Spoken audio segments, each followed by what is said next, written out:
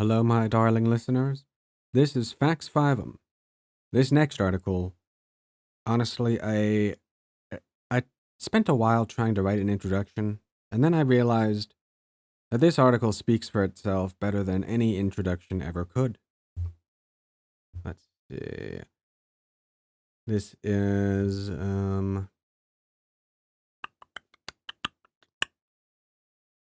right from 2009 by Jennifer Levitz.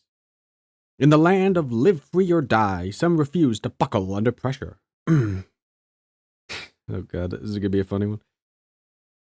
Concord, New Hampshire. Firefighter Mark Edgington drove 90 minutes in a snowstorm to a state house hearing here last week to tell legislators New Hampshire is no longer worthy of its motto, live free or die. Bob Hull, a computer technician dressed in camouflage hunting gear, came to say that the state is moving towards...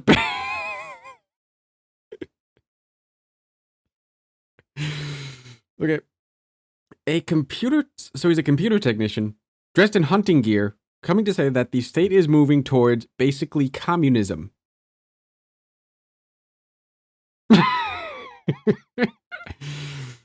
Ivy Walker, a local restaurant owner, grew teary-eyed. What's next? She asked. Will they mandate that I can't have...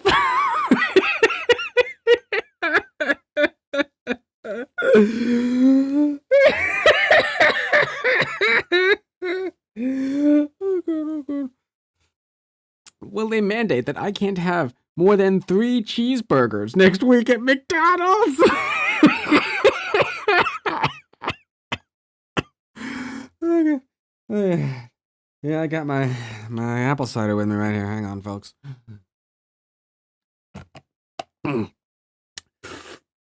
Their gripe. No, excuse me. Yeah.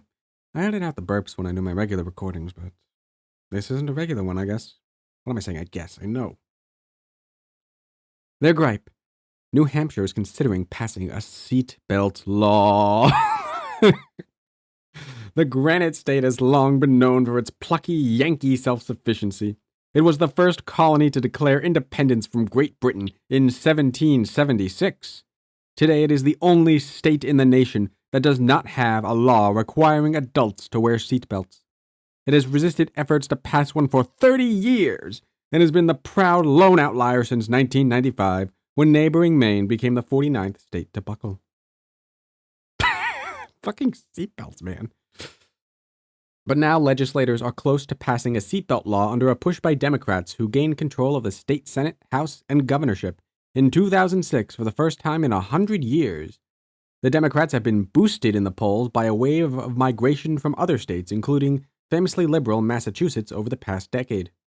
Under the Democratic leadership, the state has approved civil unions, a first-ever boaters' speed limit on Lake Winnipesaukee. I don't know how to pronounce that. Sorry to any New Hampshire listeners. Winnipesaukee? Oh. And a ban on smoking in all bars and restaurants. There are even bills in the legislature calling for the once unthinkable, a state income tax, although the odds against it seem long for now. What's your pleasure? Terry Stewart, a member of the town budget committee in Guilford, New Hampshire, and a seatbelt law opponent, had it with the new majority. No matter what your pleasures in life, sooner or later they're coming, he said. Yeah.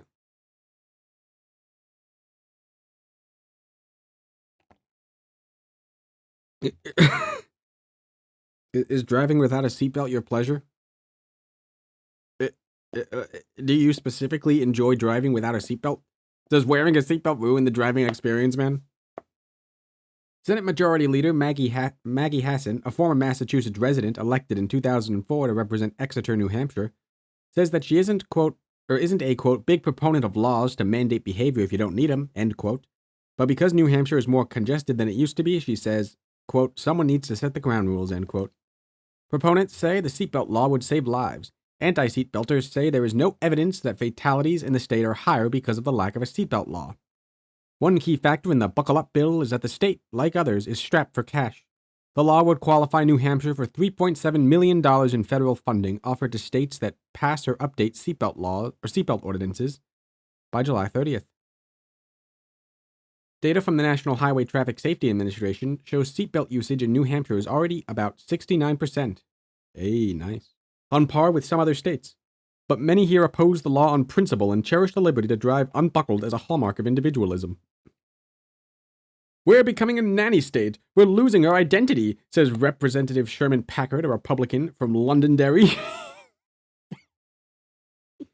Okay, so, like, I know that there's a place in New Hampshire called Londonderry, and it's just that, there's also a Londonderry, or also known as just Derry, somewhere in North Ireland, and, whether or not, it's supposed to be called Londonderry or just Derry is a bit of, from what I could figure out, a bit of, an issue there.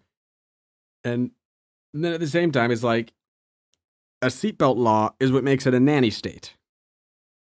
You're complaining about the state, like, your concern is a seatbelt law.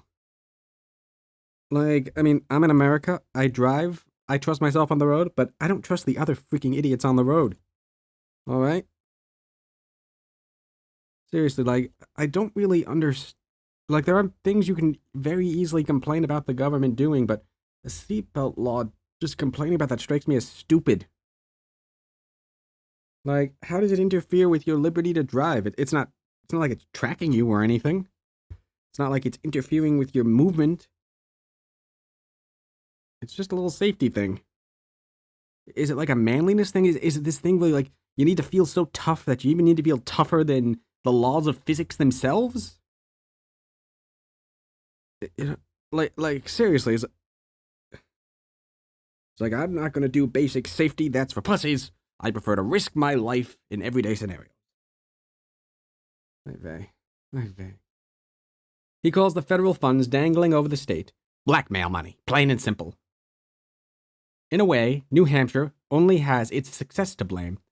Many new residents from Massachusetts and other parts of the Northeast came to enjoy a more affordable lifestyle and growing high-tech employment. New Hampshire is the only Northeast state that's experienced significant population growth since 1990, and the University of New Hampshire projects that trend will continue in the next 10 years. The newcomers tend to be more educated, wealthier, and more liberal than the natives, says Andrew Smith, a political researcher at the university. Democratic registrations grew by 30% to 265,000 between 1998 and 2008, while Republican registrations remained at a stable 271,000. One newcomer, Robert Mann, moved to Deerfield, New Hampshire from the Boston area in 2000. The tool shop owner, who calls the smoking ban a wonderful thing, says the live free or die motto is a lot of strutting and peacock feathering and loud talk. Rep. Sally Kelly, a Democrat from Chichester, New Hampshire, is the author of the seatbelt legislation. She used to be against mandated buckling, but, quote, the facts took over, end quote.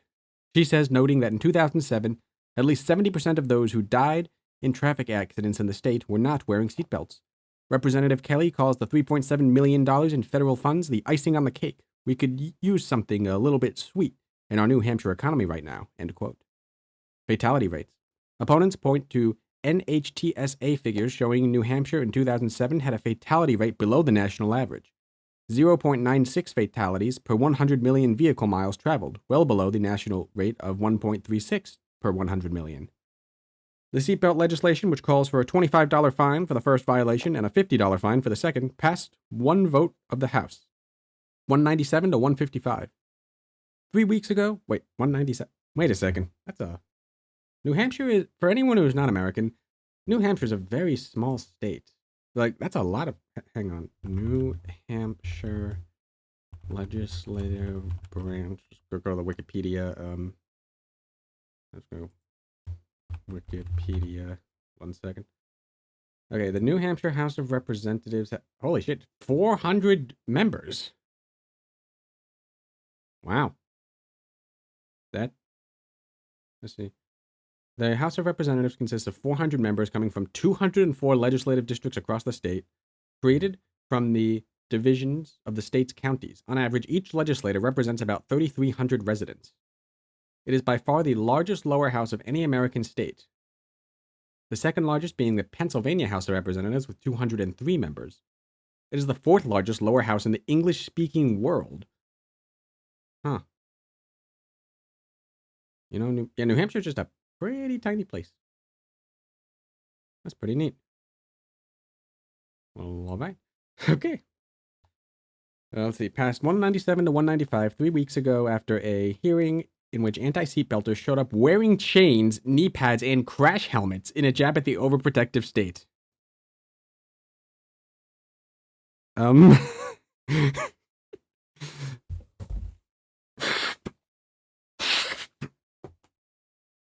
Freaking seatbelts, man. Like, seatbelts are overprotective. Honestly, how much you want to bet that these same schmucks wanted more military spending and all that jazz? Like, it's always more military spending, more federal authority, but as long as it's used on someone else. Well, I'm being a bit judgmental, really. I can't speak for them now when I think about it. But I'm going off the cuff here, and I don't have as much time to think. The bill needs a second House vote before going to the Senate. Senator Hassan expects the passage, but in a battle. Opponents include Senator Robert Letourneau, head of the State Transportation Committee, and a three-generation New Hampshireite who cruises on his Harley motorcycle without a helmet. New Hampshire has no helmet law either. In his office, the white-whiskered senator smacked a plastic motorcycle model and started blasting the Steppenwolf song, Born to be Wild. Then he flipped through a stack of phone messages from constituents who he says are against the seatbelt law. Every day my mailbox is flooded, he says. People don't want it. It's an insult to their intelligence. That's what they tell me. It does interest me. Like, a lot of people, at least against it, seem to be thinking that you're saying, like, oh, you don't trust my driving? It's like, no, I trust your driving. I don't trust the other people's driving. That's all I gotta say about it. Again. A gaggle of protesters showed up last week at a meeting of the House Ways and Means Committee, which was looking at the fiscal impact of the seatbelt law before sending it back to the full House. It's a last-ditch effort to stop these people, said Jeremy Olson, a 28-year-old internet technician who says that he wears his seatbelt but promises that if the law passes, he'll take it off when police pass and wave to them. Will you require helmets in cars next? A protester shouted to Representative Kelly, the bill's sponsor. No, that's not me, Rep. Kelly promised, adding, I'm not into helmets. Inside the meeting, Representative Jordan Ullery, an opponent of the bill, snorted as Representative Kelly described how New Hampshire would use the $3.7 million in federal funds. I love that Big Brother wants to tell me how to live, he said, punching his fist in the air. New Hampshire is a sovereign state. We can do as we damn well please. And the article ends right there.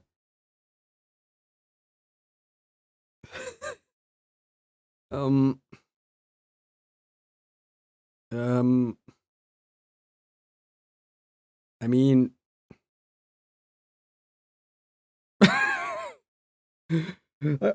honestly, I'll never get over that part of the beginning when the lady's like, will they next tell me how many burgers I can eat at McDonald's?